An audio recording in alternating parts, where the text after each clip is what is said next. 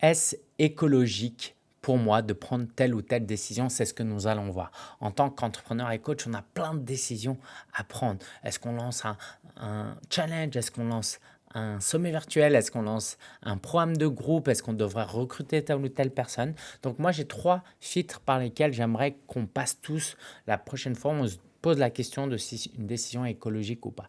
La première, c'est de connaître le timing. Est-ce que c'est bon timing? Cette décision est peut-être bonne dans l'absolu, c'est une bonne chose à faire, mais est-ce que c'est le bon moment? Est-ce que tout de suite maintenant je devrais le faire ou je ne devrais pas attendre 3 à 6 mois que certaines choses se décantent? Donc une bonne décision peut se prendre avec un mauvais timing et ça deviendrait alors une mauvaise décision.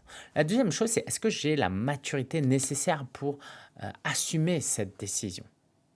Moi, par exemple, j'ai failli faire faillite, non pas parce que je gagnais pas assez, mais parce que je dépensais trop. À un moment donné, on gagnait plus de 20 000 € par mois et c'était cool, c'était génial, mais j'avais pas assez de maturité et du coup, on dilapidait tout et je dépensais tout et du coup, même une bonne réussite, une réussite parce qu'une réussite financière, hein, peut être mauvaise, peut ne pas être écologique si nous, on n'a pas la maturité nécessaire.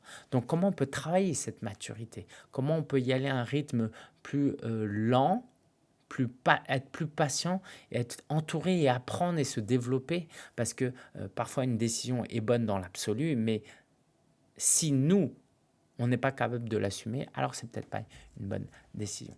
Et le troisième point est de savoir est-ce que c'est harmonieux? Est-ce que c'est bon pour ma famille, par exemple, que je prenne cette décision?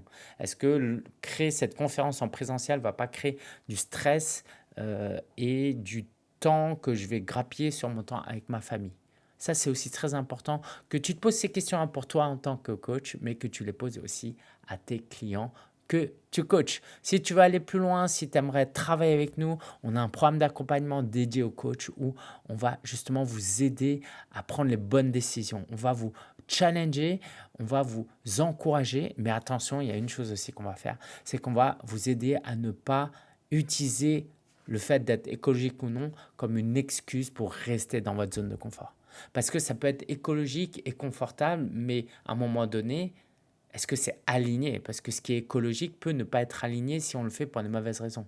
Oh, je verrai, je lancerai ça plus tard. Oh, je ferai ça plus tard. Oh, là, en ce moment, j'ai un travail, des enfants en bas âge. Et c'est des raisons qui peuvent être très valables de l'extérieur. Mais quand on les accumule, on se rend compte que c'est un style de vie qu'on s'est créé qui est d'éviter l'inconfort. Et le problème, c'est que nos rêves, nos objectifs, nos ambitions peuvent s'accomplir que dans une zone d'inconfort. Donc, attention à ne pas utiliser l'argument d'écologique ou pas comme une excuse pour procrastiner et ne pas passer à l'action. Je te dis à très bientôt pour une nouvelle vidéo. Abonne-toi et merci d'avoir suivi cette vidéo, ce contenu. J'ai hâte de pouvoir te servir plus si en tout cas tu nous rejoins dans notre accompagnement. À très bientôt.